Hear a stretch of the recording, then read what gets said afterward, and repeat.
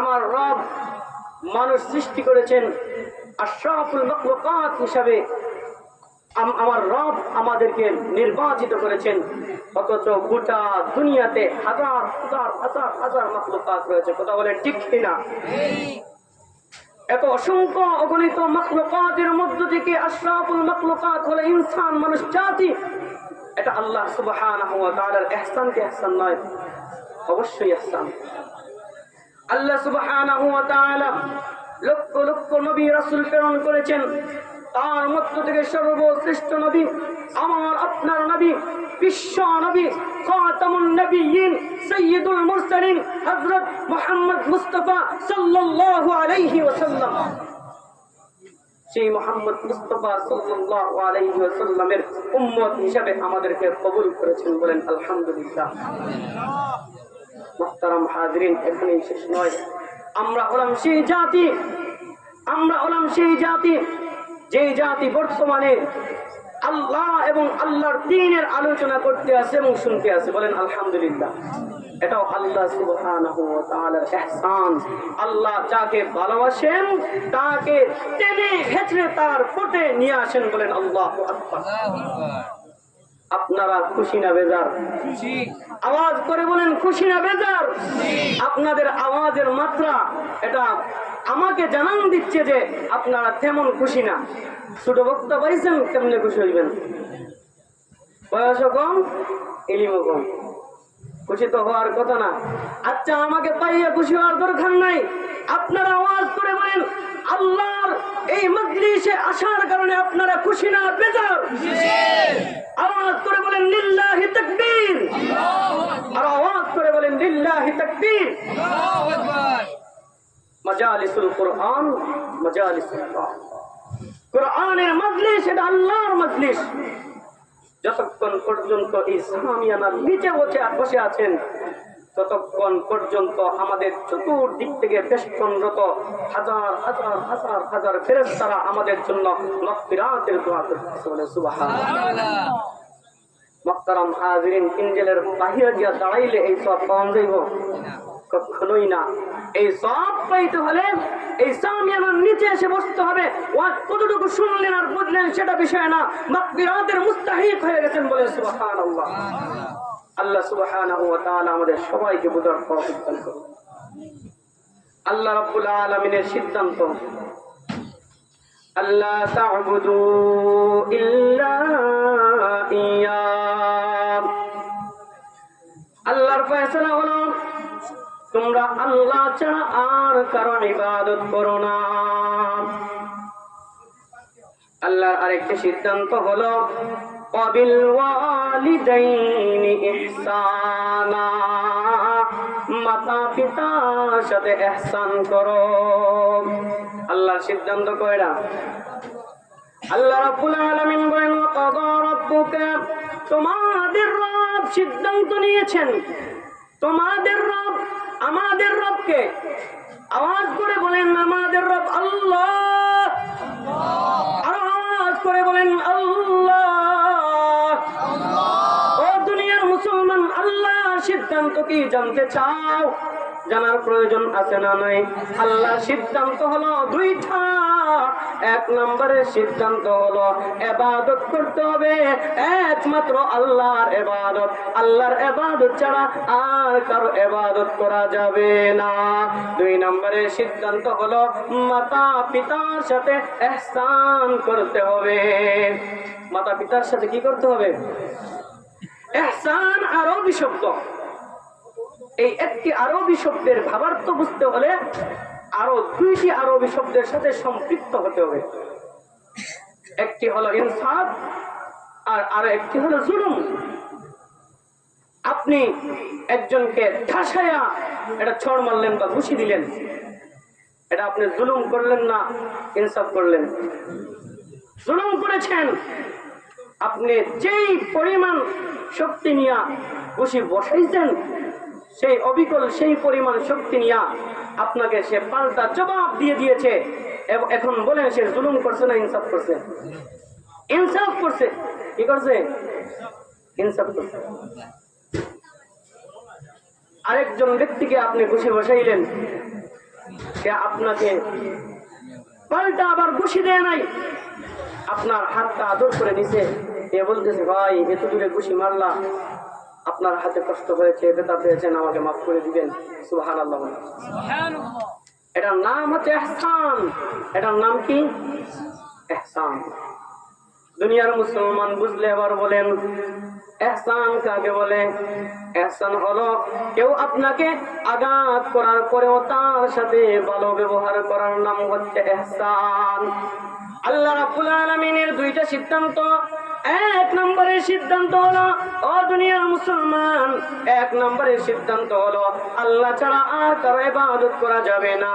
দুই নম্বরের সিদ্ধান্ত হলো মাতা পিতার সাথে ইহসান করতে হবে। কি করতে হবে? ইহসান করতে হবে।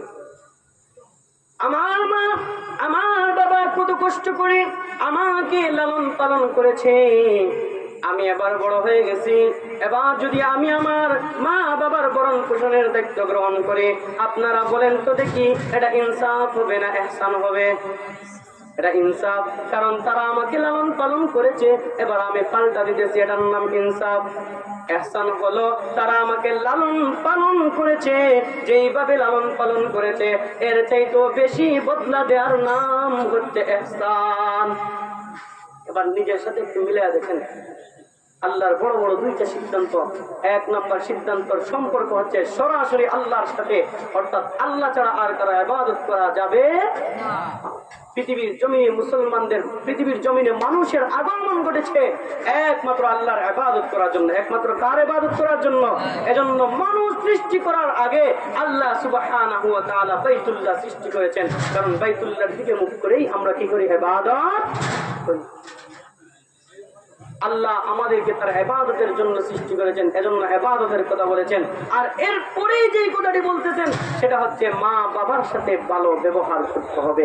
তাহলে চিন্তা করে দেখেন মা বাবার সাথে ভালো ব্যবহারের এই নির্দেশটা ছোট না বড়? আওয়াজ করে বলেন ছোট না বড়? অবশ্যই অবশ্যই বড়।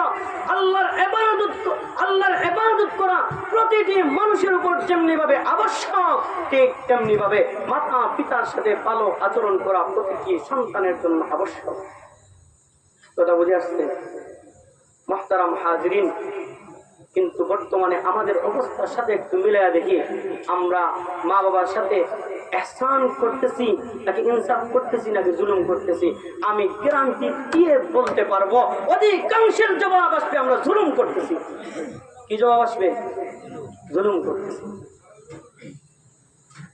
ইনসাফ করা আর ইহসান করা এত সহজ কাজ নয়। ছোট্ট একটা ঘটনা বলি, আপনাদের সাথে মিলাইবেন। আপনার আমার আচরণ, বিশেষ করে যুবক ভাইয়েরা, কিশোর ভাইয়েরা, আপনার আমার আচরণ আর ঘটনার সাথে একটু মিলাইবেন। বাবা তার সন্তানকে বলতেছে, চাকুরিজীবী সন্তান বলতেছে, বাবা আজকে অফিসে যাওয়ার কোনো দরকার নাই। আচ্ছা বাবা ঠিক আছে, আপনি বলতেছেন অফিসে যাওয়ার দরকার নাই, অফিসটা বড় ইম্পর্টেন্ট ছিল, বড় প্রয়োজন ছিল আজকে যাওয়ার। আচ্ছা ঠিক আছে, আপনি যখন বলছেন যাওয়ার দরকার নেই, ঠান্ডা মাথায় বলছেন।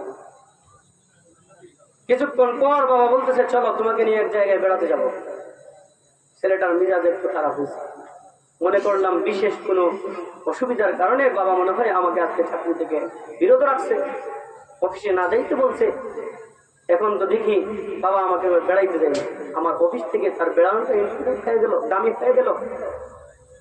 যাই হোক বাবা বের হয়ে গেছে, একটা পাহাড়ের উপর গেছে, বাবা হাঁটতেছে হাঁটতেছে, কোনো কথা বলে না। সন্তানের মিজাজ আস্তে আস্তে আস্তে আস্তে আস্তে আস্তে গরম হচ্ছে। আরে আমার অফিসটা কত গুরুত্বপূর্ণ ছিল, অফিসের গুরুত্বপূর্ণ সময় পাস করে আমি আপনার সাথে, বৃদ্ধ মানুষটার সাথে আমি বেড়াইতেছি, আজীব ব্যাপার। কিছুক্ষণ যাওয়ার পরে বাবা একটু গাছের দিকে আঙুল দিয়ে ইশারা করে বলে, বাজান ওই যে দেখো গাছের উপরে কালো একটা কি জানি দেখা যায় নড়াচড়া করে, এটার নাম কি? ছেলে এবার বলল, আরে আশ্চর্য বিষয়, আপনি কি এটা চিনেন না? এটা তো খাদ। এটা কি? খাদ। ছেলের মাথা গরম হয়ে গেছে। কিছু দূর যাওয়ার পরে আবার একই কাণ্ড। বাবা আবার জিজ্ঞেস, ওই যে আরেকটি ডালের উপর একটি কি যেন নড়াচড়া করতেছে, এটার নাম কি? ছেলে এবার আরেকটু বড় আওয়াজে বলছে এটার নাম কাক। আর কিছু দূর যাওয়ার পরে আবার একই কাণ্ড। এবার সন্তান গরম হয়ে গেছে, আশ্চর্য, আপনার কোনো বিষয় বুঝলাম না, এটা কেমন কাজ হতে পারে? আপনি আমার অফিস মিস করাইলেন, অফিস থেকে বিরত রাখলেন, অযথা ঘুরতে নিয়ে আসলেন, এবার একটার পর একটা অযথা প্রশ্ন ছুটতেছেন, আমার সময়ের কি মূল্য আপনার কাছে নাই? বিদ্যা চুপ বেয়ে বেয়ে পানি পড়তেছে। এবার বাবা বলতেছে, বাজান আজ তো তোমার 30 বছর বয়স হয়ে গেছে, আজ থেকে প্রায় 28 বছর পূর্বে তোমাকে নিয়ে এই একই পাহাড়ের উপর বেড়াতে আসছিলাম, আর এইভাবে এই কাজটি দেখিয়ে দেখিয়ে তুমি একবার, দুইবার, তিনবার নয় 10-15 বার এর চেয়েও বেশি তুমি প্রশ্ন করেছিলে। আমি একবারের জন্য বিরক্তি বোধ করি নাই। আমি তোমাকে বারবার বলেছিলাম এটার নাম কাক কাক কাক কাক কাক। এরপরে যখন তুমি বলা শিখেছ যে এই পাখিটির নাম হচ্ছে কাক, যেখানেই তুমি এই পাখিটি দেখো তুমি বলো এই পাখিটির নাম কাক। বাবা ওই যে দেখো কাক যায়, ওই যে দেখো কাক যায়। তখন আমি আনন্দে উৎফুল্ল হয়ে চিৎকার দিয়ে বলেছিলাম, আজ আমার সন্তান একটি কথা বলা শিখেছে, একটি পাখির নাম বলা শিখেছে, আর আজকের এই বয়সে এসে তুমি আমাকে এই বদলাটা দিয়েছ। আল্লাহু আকবার বলেন, আল্লাহু আকবার বলেন। মুহতারাম হাজিরিন, আপনার আমার জীবনের সাথে মিলান। আমার আপনার বাবা, আমার আপনার মা আমাদেরকে কত কষ্ট করে লালন পালন করেছে, কিন্তু এর বিনিময়ে আমরা তাদেরকে শুধুমাত্র চোখ রাঙানো দিচ্ছি, তাদেরকে পাল্টা জবাব দেওয়া দিচ্ছি। এর বেশি আমরা কিছু দিতে পারি না, এর বেশি আমরা কিছু দিতে পারি না। অথচ আল্লাহ সুবহানাহু ওয়া তাআলা কত কঠিন ভাবে বলেছেন যে আমার সিদ্ধান্ত হয়ে গেছে। এক নম্বরের সিদ্ধান্ত হলো একমাত্র আল্লাহর ইবাদত করতে হবে, আল্লাহ ছাড়া আর কারো ইবাদত করা যাবে না। 2 নম্বরের সিদ্ধান্ত হলো মা বাবার সাথে ভালো আচরণ করতে হবে। মা বাবার সাথে কি আচরণ করতে হবে? ভালো আচরণ করতে হবে। ও দুনিয়ার মুসলমান, আজকে আপনার আমার জীবনের প্রতিটি মুহূর্তে সাথে একটু মিলায়া দেখি। আমার মা আমার জন্য কত কষ্ট করেছে। শীতের রাত্রি, কনকনে শীতের রাত্রিতে আমি প্রস্রাব করে আমার মাকে ভিজিয়ে দিয়েছিলাম। আমার মা একটু বিরক্তি বোধ করে নাই। আমি আমার মাকে যখন ভিজিয়ে দিয়েছিলাম, আমার মা আমাকে ঘর থেকে বের করে দেয় নাই। আমি প্রথমে মায়ের ডান পাশের জায়গাটি ভিজিয়ে দিয়েছিলাম, মা আমাকে তার বাম পাশে নিয়ে এসেছিল। এরপরে আমি বাম পাশের জায়গাটিও ভিজিয়ে দিয়েছিলাম, মা তার পিঠের নিচে দিয়েছিল আমাকে, আর সে ভিজা জায়গায় চলে গেছে। এরপরে যখন সেই শুকনা জায়গাটাও আমি প্রস্রাব করে ভিজিয়ে দিয়েছিলাম, আমার মা আমাকে তার বুকের উপর নিছে। এরপরে লম্বা রাত, শীতের রাত, কত কনকনে শীতের ঠান্ডা রাত, কত লম্বা রাত। এরপরে আমি প্রস্রাব করে আমার মায়ের বুকটা ভিজা দিছি। আমার মা একবারের জন্য বিরক্তি বোধ করে নাই। বলেন আল্লাহু আকবার। আরে ভাই, মায়া, এই মমতা, মায়ের বুকের ভিতরে এই মায়া, এই মমতা কে ঢেলে দিয়েছে? আরো আওয়াজ করে বলেন, কে ঢেলে দিয়েছে? আল্লাহ তো ভালো জানেন ওই মাকে আল্লাহ কত মায়া আর মমতা ঢেলে দিয়েছেন। এজন্যই তো আল্লাহ রাব্বুল আলামিন বলতেছেন, রে বান্দারা, তোমরা তোমার মা বাবার সাথে ভালো আচরণ করো। বাবা ব্যায়াম চালায়, রিস্কা চালায়, কষ্ট করে আয় রোজগার করে নিজের শখের জন্য একটা শার্ট কিনতে পারে না, একটা গেঞ্জি কিনতে পারে না, পাড়া জামা পরিধান করে, ছেঁড়া জামা পরিধান করে চলে, কিন্তু সন্তানদেরকে সুখী রাখতে চায়।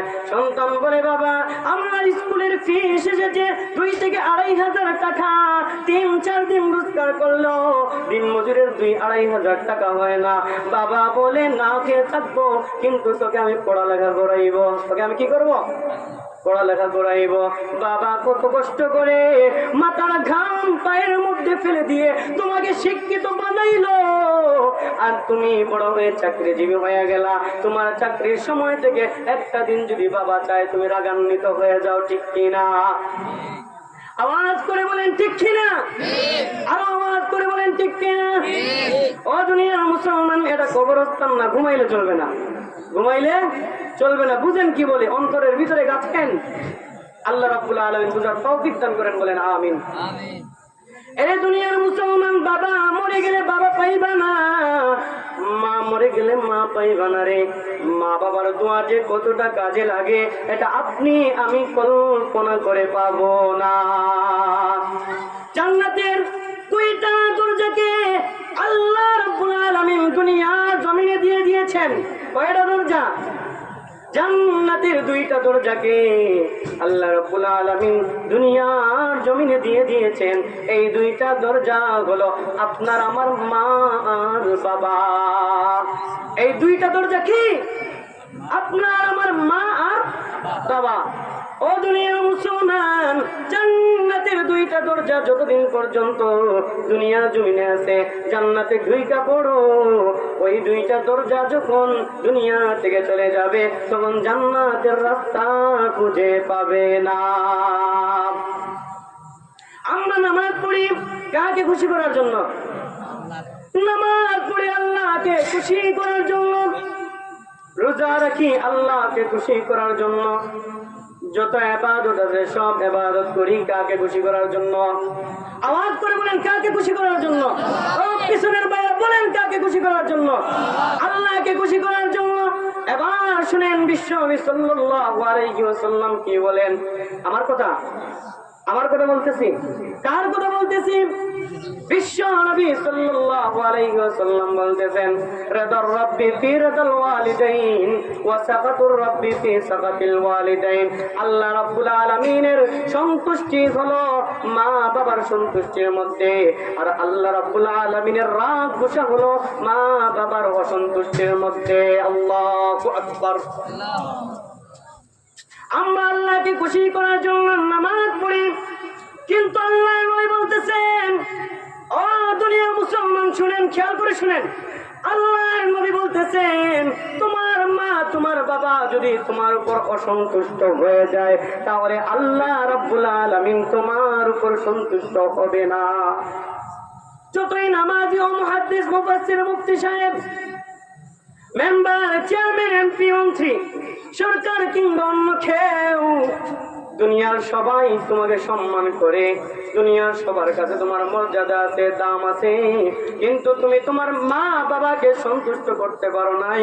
জেনে রাখো, মা বাবা যদি অসন্তুষ্ট হয়ে যায় আল্লাহ অসন্তুষ্ট হয়ে যাবেন। আল্লাহ যদি অসন্তুষ্ট হয়ে যান তাহলে জান্নাতের রাস্তা বন্ধ হয়ে যাবে। জান্নাত চাই কি চাই না? আওয়াজ করে বলেন জান্নাত চাই কি চাই না? হাত উঠে বলেন জান্নাত চাই কি চাই না? অবশ্যই অবশ্যই জান্নাত চাই। জান্নাত যদি পেতে হয় ও দুনিয়ার মুসলমান কাকে খুশি করতে হবে? মা বাবাকে খুশি করতে হবে। মা বাবা খুশি না হলে আল্লাহ খুশি হবেন না। মা বাবা অসন্তুষ্ট হয়ে গেলে আল্লাহ তোমার উপর অসন্তুষ্ট হয়ে যাবেন। এজন্য নামাজ পড়ি আল্লাহকে খুশি করার জন্য, রোজা রাখি আল্লাহকে খুশি করার জন্য, সমস্ত ইবাদত বন্দেগী আল্লাহকে খুশি করার জন্য। এরপরে মা বাবাকে অসন্তুষ্ট রাখবো আল্লাহকে খুশি করার জন্য। এজন্য আল্লাহ রাব্বুল আলামিন দুইটা ফয়সালা পাশাপাশি শোনায়া দিয়েছেন কোরআনে কারীমের মধ্যে। যেই জায়গার মধ্যে মা বাবার সাথে ভালো আচরণের কথা বলা হয়েছে সেখানেই শুরুতে আল্লাহ রাব্বুল আলামিন বলেছেন আল্লাহর ইবাদত করো, আল্লাহর সাথে শিরিক করো না। আল্লাহর ইবাদত করে আমরা আল্লাহকে সন্তুষ্ট করি, ঠিক তেমনি ভাবে মা বাবাকে রাজি আর খুশি করে, মা বাবার সাথে ভালো আচরণ করে আমরা আল্লাহকে খুশি করব। কাকে খুশি করব? মৃত্যুর সময় কালিমা নসিব হয় নাই বিশিষ্ট সাহাবী আলকামা রাদিয়াল্লাহু তাআলা আনহু, জালিলুল কদর সাহাবী, মরণের সময় চলে আসছে, জবান দিয়ে কালিমা বের হয় না। সাহাবায়ে কেরাম অবাক হয়ে গেলেন।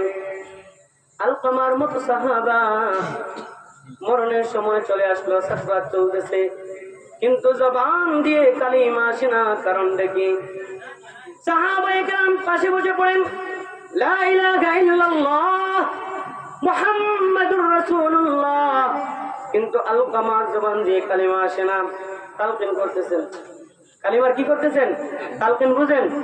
একজন মানুষের যখন রাতের সময় চলে আসে তখন তার পাশে গিয়ে কালিমা উচ্চারণ করার নাম হচ্ছে তালকিন। আবার মাসআলা শুনে রাখেন, মৃত ব্যক্তির সামনে গিয়া, সাকরাতওয়ালা ব্যক্তির সামনে গিয়া আপনি তাকে বলতে পারবেন না এই কালিমা পড়, কালিমা পড়, কালিমা পড়, এটা বলা যাবে না। মাসলা বুঝতে পারছেন? এটা বলা যাবে না। আপনি কি বলতে হবে?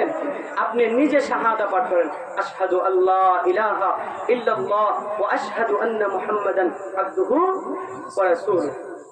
আপনি শাহাদা পড়তে থাকেন, এটার নাম হলো তালকিন। সাহাবায়ে কেরাম আলকামা রাদিয়াল্লাহু তাআলা আনহুর পাশে বসে বসে তালকিন করতেছেন, কিন্তু আলকামা জিহ্বাটা নড়ে না, আলকামার জিহ্বা নড়ে না, আলকামার জবান দিয়ে কালেমা বের হয় না। সবাই অবাক হয়ে গেলেন। খবর পৌঁছে গেল বিশ্ব নবীর কাছে। কার কাছে? সাল্লাল্লাহু আলাইহি ওয়াসাল্লাম। বিশ্ব নবীর কাছে খবর চলে গেছে। বিশ্ব নবী সাল্লাল্লাহু আলাইহি ওয়াসাল্লাম বলেন, আলকামার স্ত্রী জীবিত আছে কিনা? প্রথমে বলছেন আলকামার মা জীবিত আছে কিনা, আলকামার স্ত্রী জীবিত আছে কিনা, সবাইকে ডাকাও। জিজ্ঞাসা করা হলো, আলকামা এমন কোন গুনাহ করেছে, এমন কোন কাজ করেছে যার কারণে আলকামা রাদিয়াল্লাহু তাআলা আনহুর জবান দিয়ে কালেমা বের হয় না? স্ত্রী বলে, আমার স্বামীর কোনো অন্যায় নাই, পাপ নাই, অপরাধ নাই, একটাই অপরাধ, আমার স্বামীর উপর তার মা অসন্তুষ্ট। মাকে বলা হলো, তুমি কি তোমার সন্তানের উপর অসন্তুষ্ট হয়ে আছো নাকি? মা বলেন, হ্যাঁ, আমি আমার সন্তানের উপর অসন্তুষ্ট, সন্তানের উপর অসন্তুষ্ট। আল্লাহর রাসূল সাল্লাল্লাহু আলাইহি ওয়াসাল্লাম বলেন, যতক্ষণ পর্যন্ত আলকামার মা আলকামার উপর খুশি না হবে ততক্ষণ পর্যন্ত আলকামার জবান দিয়ে কালেমা বের হবে না। বলেন আল্লাহু আকবার। আওয়াজ করে বলেন আল্লাহু আকবার।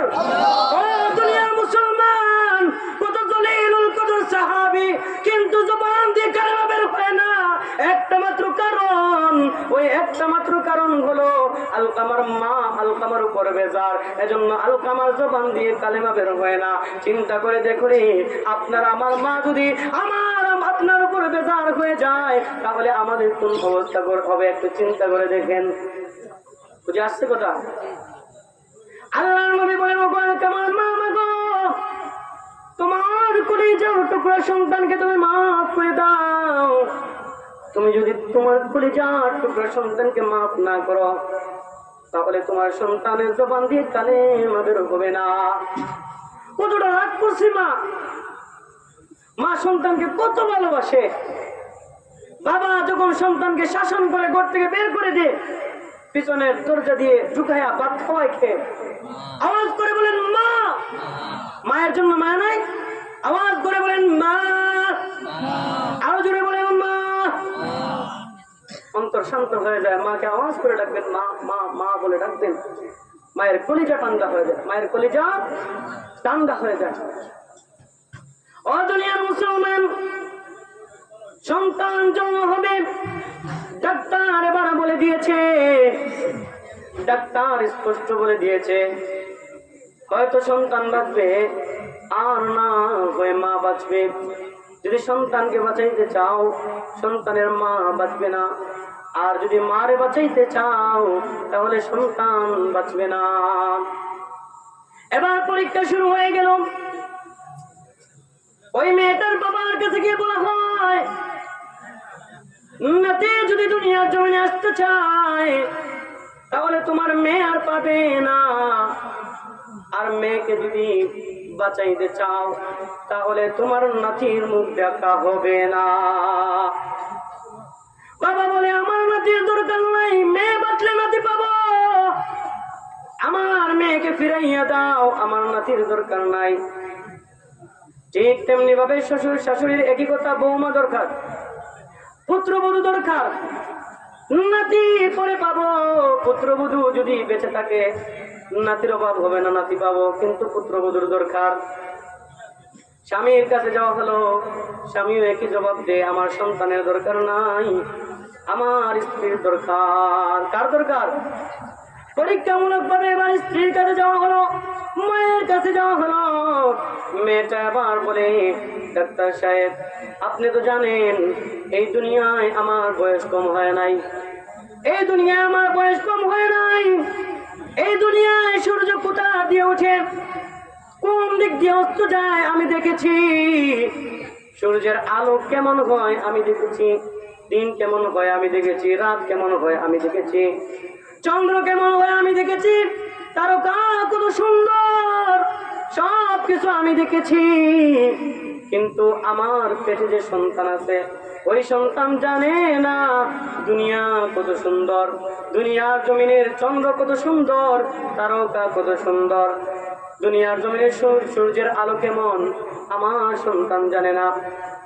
ডাক্তার সাহেব আমার জীবনের দরকার নাই, আমার জীবন চলে যাক কোনো অসুবিধা নাই, কিন্তু আমার সন্তানের জীবনের প্রয়োজন, আমার সন্তান দুনিয়া দেখতে হবে। বলেন আল্লাহু আকবার। চিন্তা করছেন? ও দুনিয়ার মুসলমান, তার নাম হলো মা। কত কষ্ট হয়, কত কষ্ট হয় সন্তান প্রসব করতে, কিন্তু যেই মুহূর্তে সন্তানের কান্নার আওয়াজটা মায়ের কানের মধ্যে আসে, সাথে সাথে সব দুঃখ পানি হয়ে যায়। সব দুঃখ কি হয়ে যায়? পানি হয়ে যায়। সন্তান বড় হয়ে যখন মাকে মা বলে ডাকে, মায়ের কলিজা ঠান্ডা হয়ে যায়, সন্তান প্রসবের যন্ত্রণা ভুলে যায়, সন্তান লালন পালনের কষ্টটাও ভুলে যায়, মায়ের কলিজাটা ঠান্ডা হয়ে যায়। একবার যদি সন্তান মায়া এবং মহব্বতের সাথে বলে মা, বলবেন তো মা, মাকে ডাকবেন মা মা বলে ডাকবেন, দেখবেন মায়ের কলিজা ঠান্ডা হয়ে গেছে। বলছিলাম ও দুনিয়ার মুসলমান, আলকামার মা আলকামাকে ক্ষমা করে না।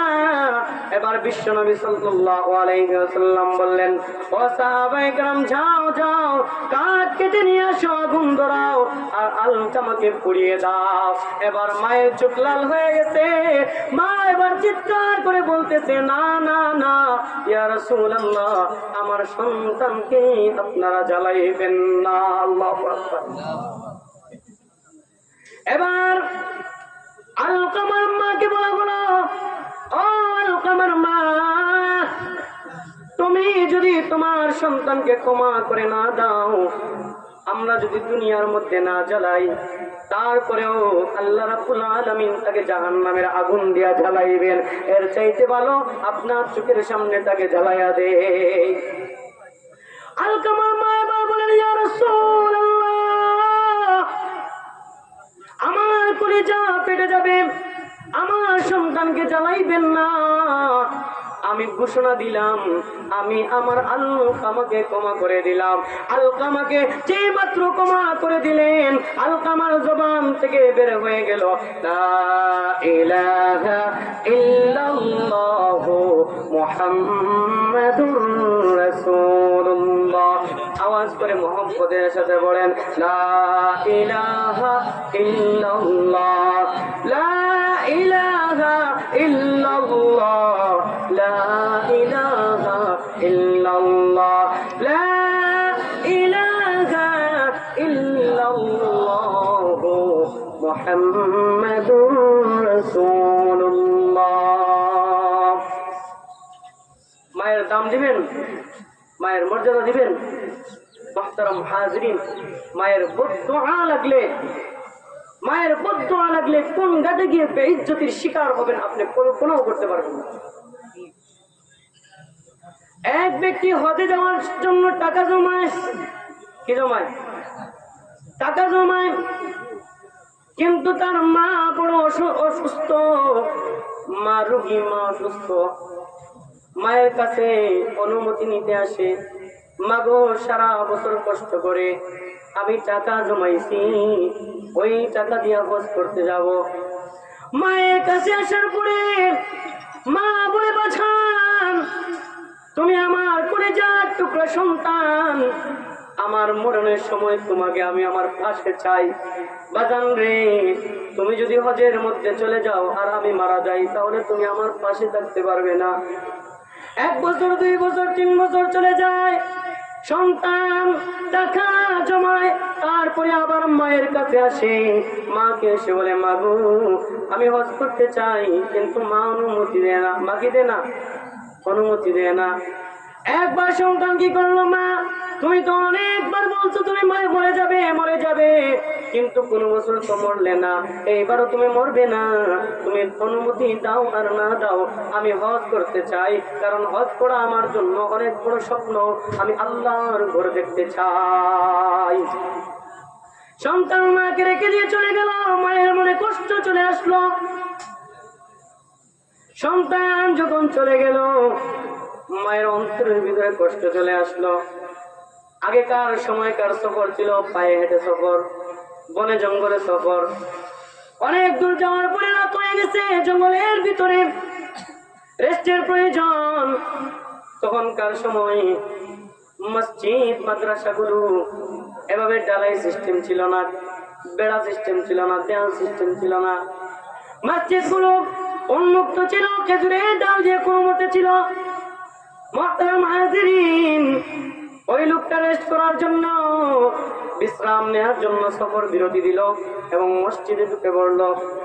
ঘটনাক্রমে ওই গ্রামের ভিতরে চোর ঢুকলো। কি ঢুকলো? চোর ঢুকলো। চোর ঢুকার পরে এক ঘর থেকে চুরি করলো।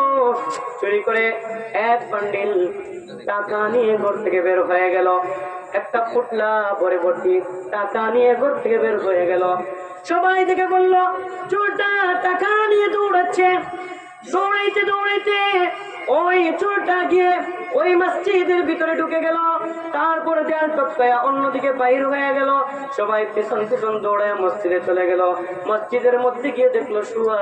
সবাই বলল, চোর শুয়ে আছে। সবাই কি বলছে? চোর শুয়ে আছে। এমন পিটাল পিঠাইল, চুরি করছত ভালো কথা, চুরির টাকা নিয়ে মসজিদে ঢুকলি কেন? চুরির টাকা নিয়ে, আরে চুরি করছো, আবার চুরির টাকা নিয়ে মসজিদে, কত বড় গ্রামের ভিতরে চুরি করলি তো করলি, আবার চুরির টাকা নিয়ে মসজিদে ঢুকলি, কত বড় অসম্মানী। আল্লাহর সাথে বেয়াদবি, আল্লাহর ঘরের সাথে বেয়াদবি। উত্তম মাধ্যম দিতে আসে। উত্তম মাধ্যম দেওয়ার পরে তিনি হেজে বাইরে বের করে নিয়ে আসে। এবার সে বলে, আমি চুর না, আমি চুর না, আমি চুর না। কি বলে? আমি হজের উদ্দেশ্যে রওনা হয়েছি। মানুষের মিজাজ খারাপ হবে না ভালো হবে? আরে চোখের সামনে চুরি করে নিয়ে আসলি, ঢুকলি মসজিদে অন্যায় করলি, এবার আবার হজের দোহাইদের কত বড় ছোট টাকা। হইচই শুরু হয়ে গেছে। মুরব্বীদের সমাগম হয়ে গেছে। মানুষ মিছিল দিতেছে যে চুরি করছে, আবার সিনা চুরি করে। চুরিতে চুরি, তার উপরে সিনা চুরি। চুরি করলে ভালো কথা, ঢুকলি মসজিদে। এরপরে ধরলাম তোকে, এবার বলতে আমি হজ করতে যাবো। আরে চোর, হজ করতে যাবি? চোর আবার হজ করে নাকি? তো সবাই ধরে নিয়ে আসছে, সালিশ বসছে, ফয়সালা। চোরের শাস্তি ইসলাম শরীয়তে বলেছে হাত কাটা যাবে। কি কাটা যাবে? হাত কাটা যাবে। চুরির শাস্তি দেওয়া হলো, লোকটার হাত কাটা যাবে। এরপরে শাস্তি হলো, সে মসজিদে কেন প্রবেশ করেছে, ভবিষ্যতে কেউ যেন চুরির টাকা নিয়ে মসজিদে প্রবেশ না করে, মসজিদে আশ্রয় না নেয়। এজন্য দৃষ্টান্তমূলক শাস্তি হলো, তাকে গোটা গ্রাম ঘুরাইতে হবে, জুতার মালা পড়াইয়া গোটা গ্রাম ঘুরাইতে হবে, তারপরে তার হাত কাটা যাবে। কাজ শুরু হয়ে গেল। এবার চোখ বেয়ে তার পানি পড়ে কান্না করে আর মায়ের কথা মনে করে, ওগো মা, তুমি অনুমতি দাও নাই, আর তোমার অনুমতি ছাড়া আমি হজের জন্য বের হয়ে গিয়েছিলাম, এর জন্য আমার আজকের এই অবস্থা। মায়ের কথা মনে করে আর কান্না করে, তার কান্না দেখে মুরব্বীরা জিজ্ঞাসা করে, আরে চোর, তুমি কান্না করো কেন? কি হয়েছে তোমার, একটু খুলে বলো। লোকটা এবার বলল, ও মুরব্বী বাজান, না শুনেন, আমি আসলে চোর না। আপনাদের ঘর থেকে যে চুরি করে নিয়ে গিয়েছিল সে তো চুরি করে পালিয়ে গিয়েছে, কিন্তু আমি চোর না। আসলে আমি হজ করার জন্য বের হয়েছিলাম, কিন্তু আমি আমার মার অনুমতি নেই নাই, এজন্য আমার আজকের এই অবস্থা। আল্লাহু আকবার। আর আওয়াজ করে বলে আল্লাহু আকবার। আল্লাহু আকবার। ও দুনিয়ার মুসলমান, দৃষ্টান্তমূলক এই ঘটনাটি আমাদের যদি মনে থাকে, তাহলে কোনোদিন মায়ের অবাধ্য হতে পারবো না। ওয়াদা করেন কখনো মায়ের অবাধ্য হবেন? আল্লাহ সুবহানাহু ওয়া তাআলা আমাদেরকে সঠিক বুঝদান করুন। মুহতারাম হাজিরিন, মূসা আলাইহিস সালাতু ওয়াস সালাম আল্লাহ রাব্বুল আলামিনের কাছে আবদার করেন, আল্লাহ কাল কিয়ামতের কঠিন ময়দানে, হাসরের ময়দানে আমার সাথী কে হবে জানতে চাই। আমার সাথী কে হবে জানতে চাই। মূসা কালিমুল্লাহ, মূসা কালিমুল্লাহ, মূসা আলাইহিস সালাতু ওয়াস সালাম সরাসরি আল্লাহর সাথে কথা বলেন। আল্লাহর সাথে কি বলেন? কথা বলেন। আল্লাহ হাসরের ময়দানে আমার সাথী কে হবে, আমার সঙ্গী কে হবে, আমি তারে দুনিয়ায় দেখতে চাই। আল্লাহ রাব্বুল আলামিন লোকেশন জানায়া দিলেন, যাও অমুক জায়গায় গেলে লোকটাকে দেখতে পাইবা। মূসা আলাইহিস সালাতু ওয়াস সালাম লোকেশন অনুযায়ী চলে গেলেন। যাওয়ার পরে অবাক হয়ে গেলেন, আরে আল্লাহ যে লোকেশন দিলেন, এই লোকেশনে তো একটা কসাই গরু জব করে, কসাই গরুর গোশত বিক্রি করে, কসাই। আরে কসাই কেন আমার কিয়ামতের কঠিন ময়দানে, হাসরের মাঠে কসাই কেন আমার সাথী হবে? কসাই কেন আমার সাথী হবে? ও দুনিয়ার মুসলমান, কসাই কেন আমার সাথী হবে? মূসা আলাইহিস সালাতু ওয়াস সালামের চিন্তা। এবার মূসা আলাইহিস সালাতু ওয়াস সালাম বললেন, আচ্ছা রহস্যটাকে আগে উদ্ঘাটন করতে হবে। কি এমন কাজ করে লোকটা যার কারণে আল্লাহ রাব্বুল আলামিন তাকে এত পছন্দ করলেন? কসাই তার দোকান বন্ধ করে দিয়েছেন, সব গোশত বিক্রি করে দিয়েছে, মাত্র একটি টুকরো গোশত বাকি, আর সব গোশত বিক্রি করে দিয়েছে। কসাই এবার গোশতের টুকরা তার হাতে নিচে, ব্যাগের মধ্যে নিচে নিয়ে বাড়ির দিকে রওনা। মূসা আলাইহিস সালাতু ওয়াস সালাম তার পিছনে পিছনে রওনা হয়ে গেছেন। কিছু দূর যাওয়ার পরে মূসা আলাইহিস সালাতু ওয়াস সালামকে লোকটা যখন দেখলো, পরিচয় হয়ে গেল, কিন্তু তিনি বলেন নাই আমি মূসা পয়গম্বর। পরিচয় হয়ে গেছে একজন মুসাফির। মূসা আলাইহিস সালাতু ওয়াস সালাম মুসাফির হিসেবে লোকটার বাড়িতে আশ্রয় চাইলেন। লোকটা মূসা আলাইহিস সালাতু ওয়াস সালামকে নিয়ে গেল বাহিরের একটি ঘরের ভিতরে রেখে। লোকটা ভিতরে চলে গেছে, কিন্তু মূসা আলাইহিস সালাতু ওয়াস সালাম তো রহস্য উদ্ঘাটন করতে হবে। মূসা আলাইহিস সালাতু ওয়াস সালাম লোকটার পিছনে পিছনে রওনা। লোকটা যখন ভিতরে চলে গেল, এমন একটা কাহিনী করলো, মূসা আলাইহিস সালাতু ওয়াস সালাম নিজেই আশ্চর্যান্বিত হয়ে গেছেন। শুনবেন কি কাহিনী করছে? শুনবেন কি শুনবেন না? শুনতে চান কি চান না? আওয়াজ করে বলেন। ঘুমিয়ে গেলে তো হবে না, এখনো কত রাত বাকি, এখন ঘুমিয়ে গেলে চলবে? মূসা আলাইহিস সালাতু ওয়াস সালাম দেখলেন ওই লোকটা মেজের উপর থেকে তার বৃদ্ধা মাকে কোলে করে নামিয়ে নিয়ে এসেছে। আর ওই যে গোশতের টুকরা ছিল, ওই গোশতের টুকরাটা মূসা আলাইহিস সালাম, ওই গোশতের টুকরাটা লোকটা নিজে রান্না করে তার মাকে খাইয়ে দিল। বলেন আল্লাহু আকবার। মূসা আলাইহিস সালাতু ওয়াস সালাম ঘটনা দেখলেন।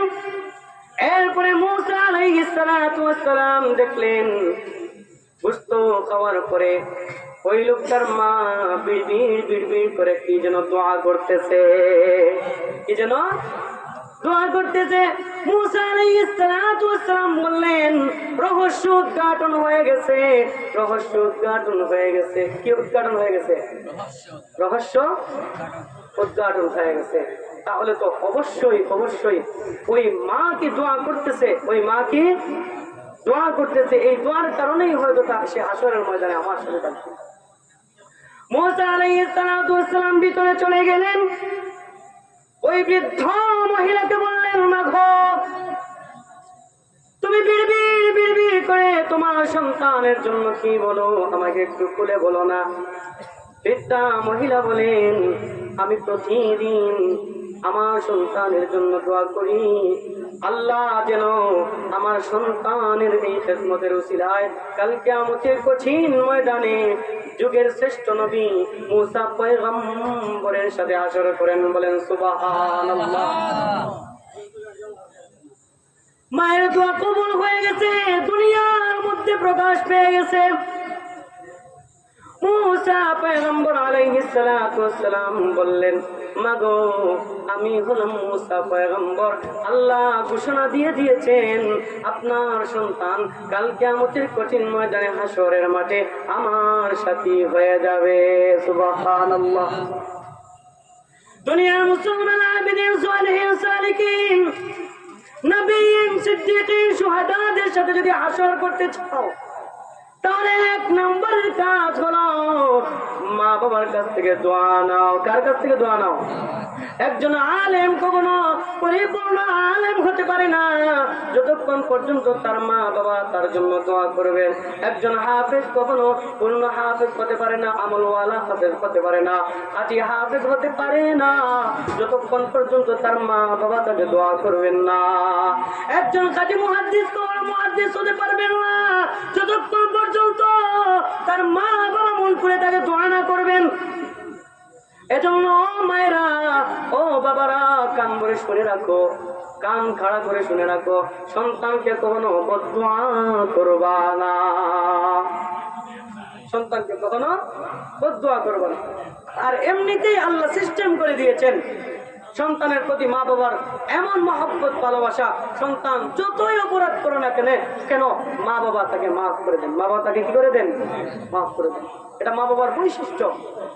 এরপরেও কখনো সন্তানকে বদদুয়া করবেন না, কখনো সন্তানকে, তাহলে সন্তানের জীবন ধ্বংস হয়ে যাবে। ও দুনিয়ার মুসলমান, দুনিয়ার জমিনে মা বাবার হক আদায় করতে হবে। মা বাবার হক আদায় করতে হবে। দুনিয়ার জমিনে তোমার রুজি রোজগার যাই হয় না কেন, তার অংশ থেকে তুমি মা বাবার ভরণ পোষণের দায়িত্ব গ্রহণ করতে হবে। মা বাবার ভরণ পোষণের দায়িত্ব গ্রহণ করতে হবে। মা